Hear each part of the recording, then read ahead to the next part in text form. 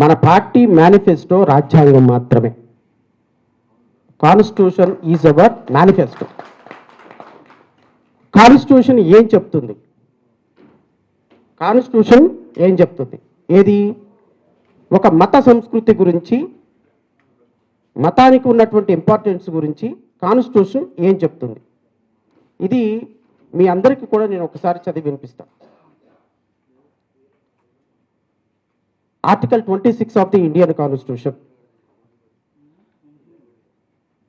guarantees the right to freedom to manage religious affairs for every religion, religious denomination or its section, subject to public order, morality and health. It ensures autonomy for religious groups to establish institutions, manage their own affairs and own administer property. అంటే ఈ దేశంలో పుట్టినటువంటి ప్రతి ఒక్క వ్యక్తికి కూడా వాళ్ళ మత సంస్కృతులను బట్టి ప్రతి ఒక్క వ్యక్తి కూడా మతాల్ని, ఏ మతాన్నైనా సరే ఫ్రీ అండ్ ఫెయిర్గా పూజించుకునే అవకాశం ఉంది. ఒక మతం ఇంకొక మతం మీద, ఒక సంస్కృతి ఇంకొక సంస్కృతి మీద దాడి చేయకూడదు అని రాజ్యాంగం మనకి ఇచ్చినటువంటి ఆర్టికల్ 26 కింద మ్యాండేట్. సో ఈ ఆర్టికల్ 26 కింద భారత రాజ్యాంగం మాత్రమే ప్రామాణికంగా మేనిఫెస్టోగా తీసుకున్నటువంటి మన పార్టీ ఏ మత సంస్కృతి మీద దాడి చేసినా, ఏ మత సంస్కృతికి, హిందూ మత సంస్కృతి మీద దాడి చేసినా అది రాజ్యాంగ ఉల్లంఘనే, క్రిస్టియన్ మత సంస్కృతి మీద దాడి చేసినా అది రాజ్యాంగ ఉల్లంఘనే, ముస్లిం మత సంస్కృతి మీద దాడి చేసినా అది రాజ్యాంగ ఉల్లంఘనే.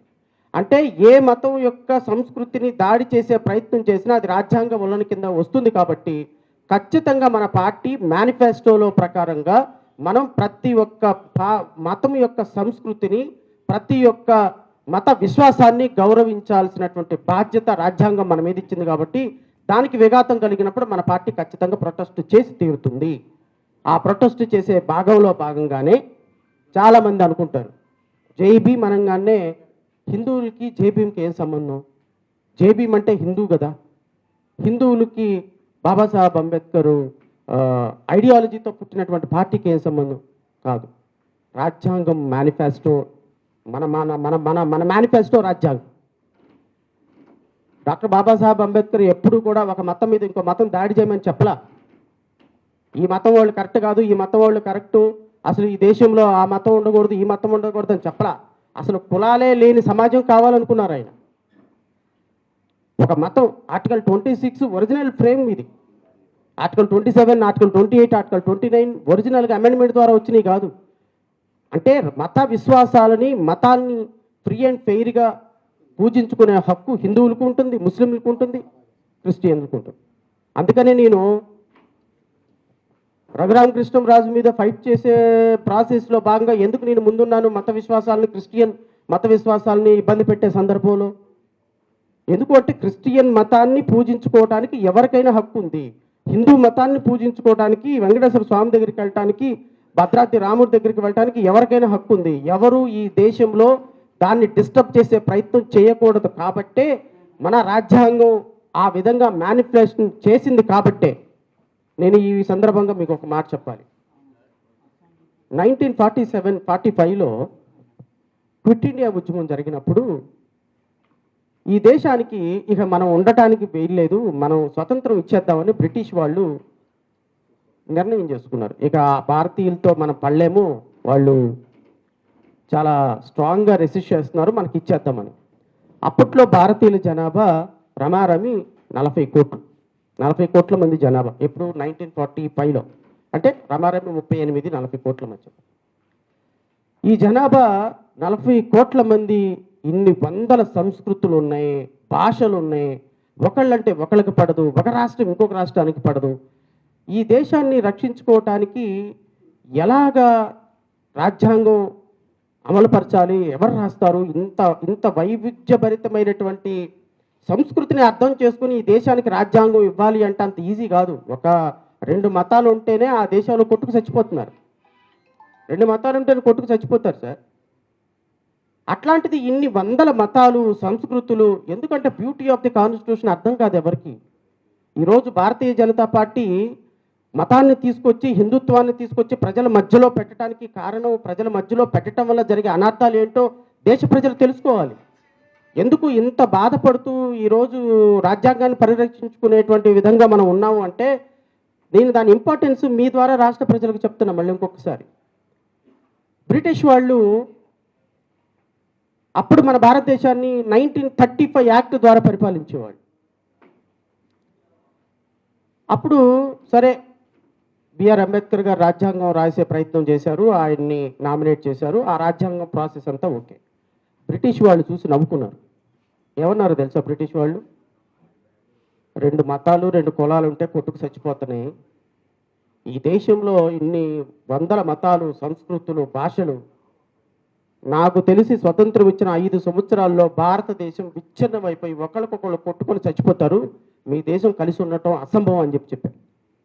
The comment which made by Britishers. అప్పుడు పరిస్థితులు కూడా అలాగే ఉన్నాయి. 545 సంస్థానాలు, ఎవరిని కొడతారో, ఎవరి మీద దాడి చేస్తారో, ముస్లిమ్స్ హిందువు పడదు, హిందువు ముస్లిం పడదు, పాకిస్తాన్ విడిపోయింది, పంజాబ్ అల్లకొల్లాలంగా ఉంది, పాకిస్తాన్ దేశంలో ఉంది. ఎలాగా ఈ దేశం మీకు వెళ్తా ఒక మాట అన్నారు, ఈ దేశం కథ ఇంకా రాబోయే అతి కొద్ది సంవత్సరాల్లో విచ్ఛిన్నమైపోద్ది, ఆ రోజున బ్రిటిష్ వాళ్ళ వాల్యూ తెలుస్తుంది మీకు అని చెప్పి వెళ్ళారు. కానీ 78 సంవత్సరాల తర్వాత కూడా ఈ దేశంలో ఉన్న 140 కోట్ల మంది భారతీయులు ఒక్కళ్ళే అని నిరూపించటానికి ఒకే ఒక్క ఇన్స్ట్రుమెంట్ కారణమైంది, దట్ ఈస్ ఇండియన్ కాన్స్టిట్యూషన్. ఈరోజు భారత రాజ్యాంగం పటిష్టంగా ఉంది కాబట్టే నేను మాటలు చెప్తే చాలామందికి అతిశయోక్తిగా ఉండొచ్చు. చాలామంది చూశారులే ఆయన అంబేద్కర్ రాశారంట, ఏమైంది రాజ్యాంగం, ఏమవుతుంది, ఏముంది రాజ్యాంగంలో అనుకోవచ్చు. అమరావతి రైతులు క్యాపిటల్ సిటీని తీసేస్తున్నప్పుడు భూములు ఇచ్చినటువంటి రైతులకి ఈరోజు రోడ్డు మీద ఉన్నామని ఆ రోజు ప్రతి శిబిరం ముందు డాక్టర్ బిఆర్ అంబేద్కర్ ఫోటో పెట్టుకొని శిబిరాన్ని స్టార్ట్ చేసేవాళ్ళు పాలతోటి కాదండి. ప్రతి శిబిరం ముందు అమరావతిలో అంటే ఒక బాధ జరిగినప్పుడు, ఒక కష్టం వచ్చినప్పుడు, నీ ప్రాథమిక హక్కు కోల్పోయినప్పుడు, then you will understand the importance of constitution. అంటే మనం చెప్తుంటే ఏదో కాశీమాంజలి కథలు చెప్పినట్టు అనిపిస్తుంది ఇప్పుడున్న రాజకీయ కూటమి ప్రభుత్వానికి. ఏముందిలే రాజ్యాంగం అని. రాజ్యాంగం విలువ ఒక్కసారి కోల్పోయిన రోజున చంద్రబాబు నాయుడు నీకు కూడా తెలుసు కదయ్యా రాజ్యాంగం విలువేంటో. బాధలు కొట్టుకొని, గుండెలు బాధలు కొట్టుకొని రాజ్యాంగ పరిరక్షణ వేదిక అని ఒక వేదికను కూడా ఏర్పాటు చేశావు. మరి ఆ రోజు రాజ్యాంగ సూత్రాలు ఈ రోజు రాజ్యాంగ సూత్రాలు కాదా? ఈరోజు ఎందుకు ఈరోజు ఒక రాజ్యాంగం విచ్ఛిన్నం చేసే ప్రయత్నం జరుగుతుంది అంటే, ఈరోజు పోరాటం కాదు ఇది జై భీమ్రావ్ భారత్ పార్టీ. 2024లో తిరుమల తిరుపతి దేవస్థానంలో ట్రస్ట్ బోర్డు మెంబర్లు కొంతమంది క్రిమినల్ బ్యాక్గ్రౌండ్ ఉన్న వాళ్ళు ట్రస్ట్ బోర్డు మెంబర్లు అయ్యారని హైకోర్టులో మన పార్టీకి చింతా వెంకటేశ్వర్లు గారు హైకోర్టులో డబ్ల్యూపీ పిల్ నెంబర్ 130/2023 వేసి ఆ బోర్డుని క్యాన్సిల్ చేయించినటువంటి ఘనత మన పార్టీ. ఈరోజు పార్టీ కాదు, తిరుమల దేవస్థానం యొక్క పవిత్రతని కాపాడటంలో రాజ్యాంగం సూత్రాలు ఇన్వాల్వ్ అయి ఉన్నాయని మనం అందరం తెలుసుకోవాలి. ఈరోజు హిందూ ధర్మం మీద, హిందూ మతం మీద, సనాతన ధర్మం అని ఒక కాన్సెప్ట్ మీద దాన్ని ఆయుధంగా చేసుకొని రాజ్యాంగాన్ని ఉల్లంఘించేటువంటి ప్రయత్నం చేస్తున్న తెలుగుదేశం పార్టీని కానీ, పవన్ కళ్యాణ్ కానీ, లేకపోతే భారతీయ జనతా పార్టీ మాధవ్ను కానీ ఎవరిని కూడా వదిలిపెట్టే సమస్య లేదు. ఎందుకు అంటే ఈరోజు రాజకీయాలని మతంతో మిక్స్ చేస్తున్నారు.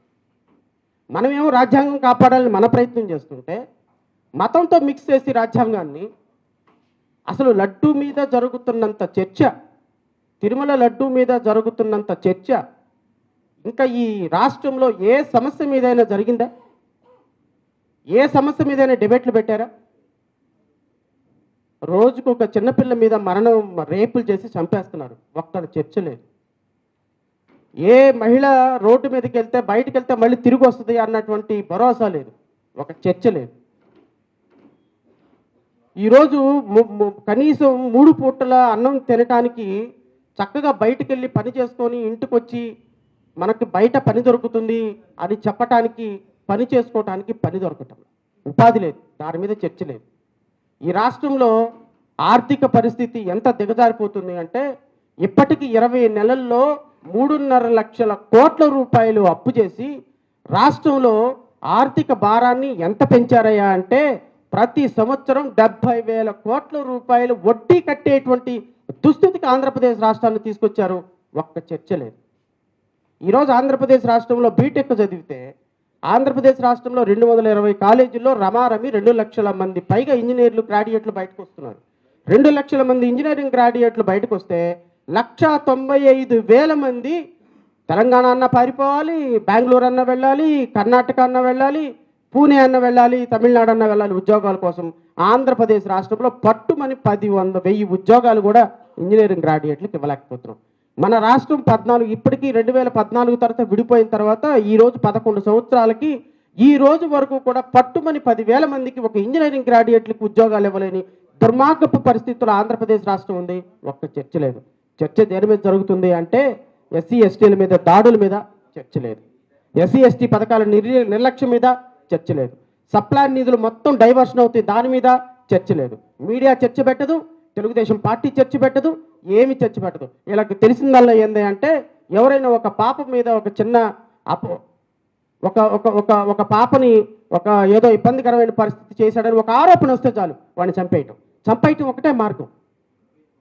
నేను అడుగుతున్నా, మీ ద్వారా మీడియా వాళ్ళని కూడా అడుగుతున్నా, రాష్ట్ర ప్రజలను అడుగుతున్నా, ఒక పాపని ఎవరైనా దుర్మార్గంగా ఇబ్బంది పెడితే ఖచ్చితంగా వాడికి ఉరిశిక్షే మార్గం, ఇంకా వేరేదేం లేదు. వాడు బతకడానికి అర్హత లేదు. కానీ నువ్వెవరు ఆ పని చేయటానికి? పోలీసులు ఎవరు ఆ పని చేయటానికి? రేపొద్దున నా కొడుకో నా తమ్ముడో అండి ఇరుక్కుపోవచ్చు. మీ అందరూ ఈ మధ్య కోర్టు అని ఒక సినిమా చూసారా? అందరూ చూసారండి? కోర్టు అనే సినిమాలో ఆ అమ్మాయి అబ్బాయిని తీసుకొని ఒక లోపలికి వెళ్తుంది. లోపలికి వెళ్ళిందని ఈ అబ్బాయి రేప్ చేసేసి ఉంటాడు అని చెప్పేసి ఆ అబ్బాయి మీద కేసు పెట్టి 20 సంవత్సరాలు జైలు శిక్ష చేస్తాం. లోపలికి వెళ్ళి వచ్చిన అమ్మాయి ఏం చెబుతుంది? లోపలికి వెళ్ళి పెళ్లి చేసుకున్నామండి, ఏమీ లేదు, బొమ్మలాట ఆడుకొని వచ్చామని చెప్తుంది. నిజంగా అక్కడ ఏం జరిగిందో లేదో ప్రాసెస్ తేల్చాల్సింది ఎవరు? న్యాయస్థానాలు. కానీ ఏం చేస్తున్నారు? ఎన్కౌంటర్లు చేసేస్తున్నారు, వాటర్ ఎన్కౌంటర్లు చేసేస్తున్నారు. దీని మీద చర్చ లేదు. ఎందుకు చర్చ లేదు అంటే లడ్డూ అంశం. ఈ లడ్డూ అంశాన్ని రాజకీయం చేసి అసలు దాంట్లో పంది కొవ్వు, బీఫ్ టాలో అంటే దున్నపోతు కొవ్వు, పిగ్. పవన్ కళ్యాణ్ మాట్లాడిన మాటలు నేను చెప్పిన మాటలు కాదు ఇది. గౌరవ ఉప ముఖ్యమంత్రి గారు స్పష్టంగా సూటిగా రాష్ట్ర ప్రజలతో చెప్పిన మాట. పంది కొవ్వు, దున్నపోతు కొవ్వు, ఫిష్ ఆయిల్, చేప నూనె, ఈ 3 కలిసింది. కలవటం మాత్రమే కాదు, ఈ 3టిని తీసుకొని వెళ్ళిపోయి అయోధ్యకి కూడా 1,00,000 లడ్లు పంపించారని ఇటు వెంకటేశ్వర స్వామికి అటు శ్రీరాముడికి ఇద్దరికి కలిపి, ఈ ఇద్దరు భక్తులకి కలిపి ఈ దేశంలో ఇంత దారుణాలు జరుగుతున్నాయి అని చెప్పే ఒక ప్రయత్నం, కులాల మతాల మధ్య సంఘర్షణ రేపేటువంటి ప్రయత్నం. దీనికి కాకుండా సనాతన ధర్మాధికారి యొక్క స్పీచ్లో ఇంకొక మాట ఏంటి అంటే, ఇలా హిందూ ధర్మం మీద దాడి జరిగింది, ఇదే దాడి క్రిస్టియన్ల మీద జరిగితే ఊరుకుంటారా? ముస్లిమ్స్ మీద జరిగితే ఊరుకుంటారా? ఏం హిందువులు బయటకు రారా? హిందువులు రోడ్ల మీదకి రారా? ధర్మం నాశనం అయిపోతుంటే రోడ్ల మీదకి రారా? ఆ వెంకటేశ్వర స్వామి ప్రసాదంలో అవమానం జరిగితే, జంతు అవశేషాలు ఉంటే రోడ్ల మీదకి రారా? రోడ్ల మీదకి వచ్చి గొడవ పడరా? సనాతన ధర్మాన్ని పరిరక్షించరా అని మాట్లాడినటువంటి ఉప ముఖ్యమంత్రి, ఇన్ని దారుణాలు జరుగుతుంటే రాష్ట్రంలో, ఇన్ని వందల మంది ప్రాణాలు పోతుంటే రాష్ట్రంలో, ఇంతమంది దళితులు ఆహాకారాలు పెడుతుంటే రాష్ట్రంలో ఒక్క స్టేట్మెంట్ ఇచ్చాడండి? ఒక్క స్టేట్మెంట్. ఇది కూటమి ప్రభుత్వం యొక్క పరిపాలన.